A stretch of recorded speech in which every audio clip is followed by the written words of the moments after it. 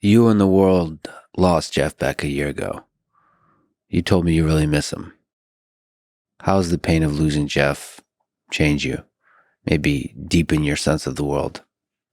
It's hard to accept that we won't create something musically again in this lifetime. But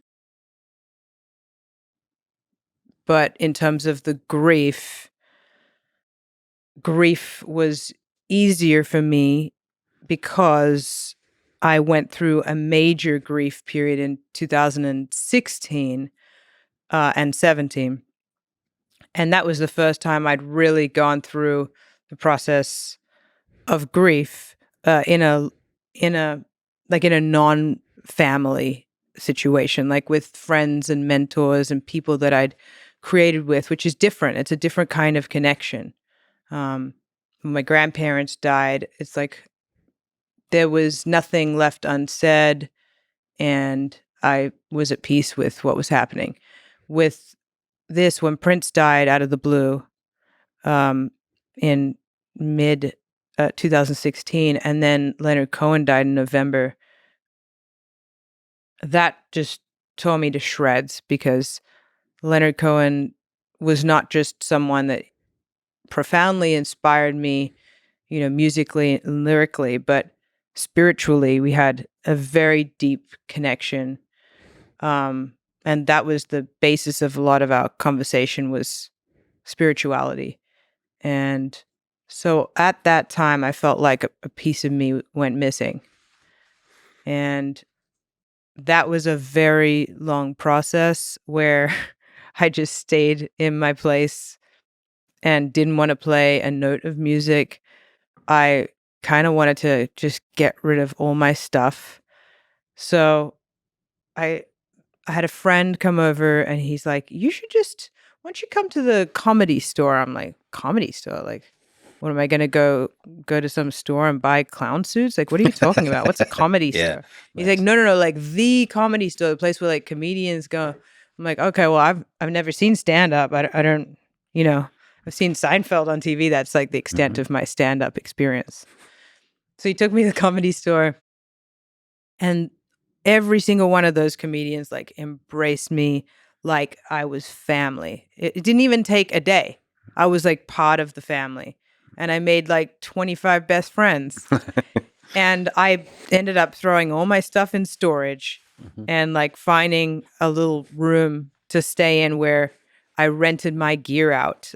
And that was me my rent paying was me loaning the gear, because I didn't want any responsibilities financial. I just wanted to be completely free so that I could like just process it and not feel like I had to commit to anything work-wise or creatively. I just wanted to unplug. And so this was like a fun and very different way to unplug, because, previously I may have just gone to a monastery and spent, weeks at a monastery or months. But in this case, I was like, you know what? This is a different kind of experience. I'm going to just hang out with comedians and stay in this room and with no responsibility, really. Yeah, other than to really deeply connect with this grief that I'm experiencing. I'm not going to negate it. I'm going to really fully connect to it. And I did, and it was tough. And then, more people in 2017 were leaving. Greg Allman, Tom Petty. I mean, it was like, these are people that I worked with, all these people, and like had great connections with them, and they were all going, and the world was mourning the loss of these people because of everything that they'd given to the world. Like, they'd changed the world's lives, not just mine, because I knew them personally. And so that was also complicated, and why for me it was interesting to be grieving the loss of these musicians with comedians. And I learned a lot. It changed my life, because I learned to laugh at absolutely anything, everything. I mean, my grandpa had a really great sense of humor too. My grandpa's a Holocaust survivor, and like he could just kind of like laugh at anything. And like, so I already kind of have that in me, but being around all these comedians just kind of like exaggerated that for me. And that really changed things for me for the better. So then when Jeff Beck died, it was like, okay, I've got these tools. I know what this is. And I'm going to go through it again.